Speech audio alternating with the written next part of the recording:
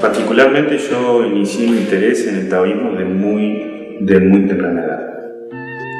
A los 11 años yo tenía un interés marcado en el taoísmo, lo cual me generó algunos problemas en mi familia.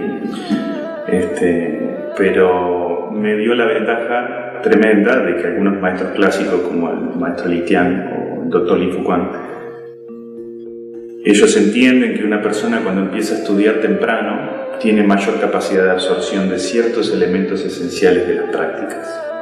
Así que cuando yo estaba estudiando, por ejemplo, alquimia interna taoísta, que es una práctica que se hace mayoritariamente sentado, colocando la atención en diferentes partes del cuerpo para sentir cómo funciona, o estudiando sexualidad taoísta, que es toda una propuesta cultural del taoísmo de qué hacer con la sexualidad, tenía entre 13 y 14 años cuando ya estaba estudiando en profundidad estas prácticas y con el rigor habitual de los maestros chinos, ¿no?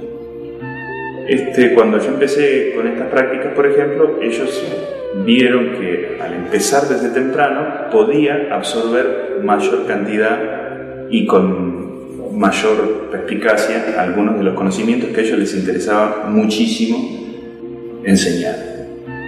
Cuando vieron esa capacidad, bueno, un poquito me apretaron.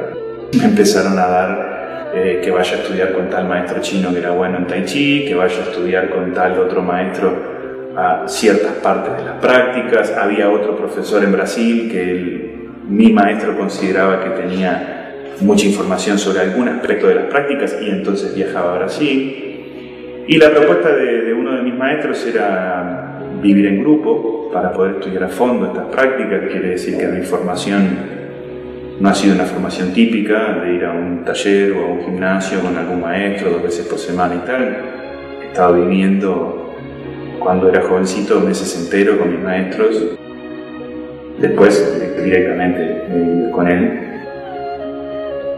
Lo que más destaco de mi experiencia en el taoísmo y de por qué estoy aquí hoy es que no es que hoy yo sepa mucho sobre taoísmo y sobre prácticas taoístas. Cada vez sé más sobre cómo funciono yo. Y eso es lo que me inspira a seguir adelante. Quiero seguir aprendiendo.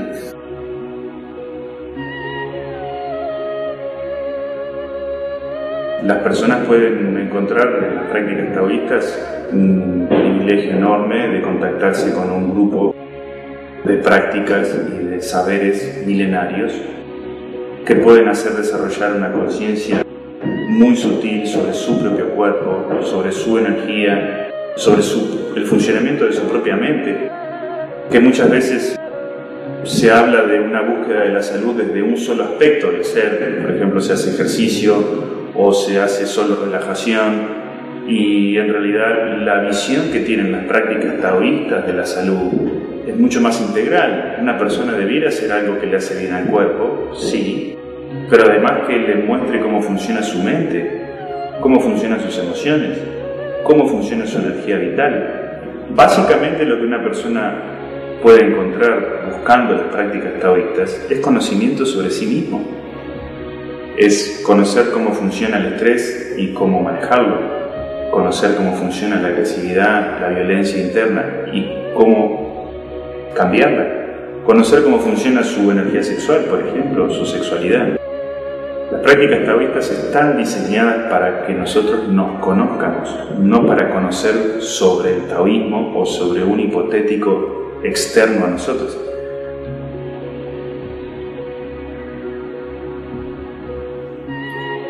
Como muchas de las cosas que funcionan en nuestra escuela, la decisión fue tomada comunitariamente. En realidad es que salir a enseñar en un lugar externo a la comunidad donde me formé fue un poco difícil porque la competencia y las leyes del mercado que hoy están funcionando incluso para este tipo de cosas me parecía un clima muy hostil.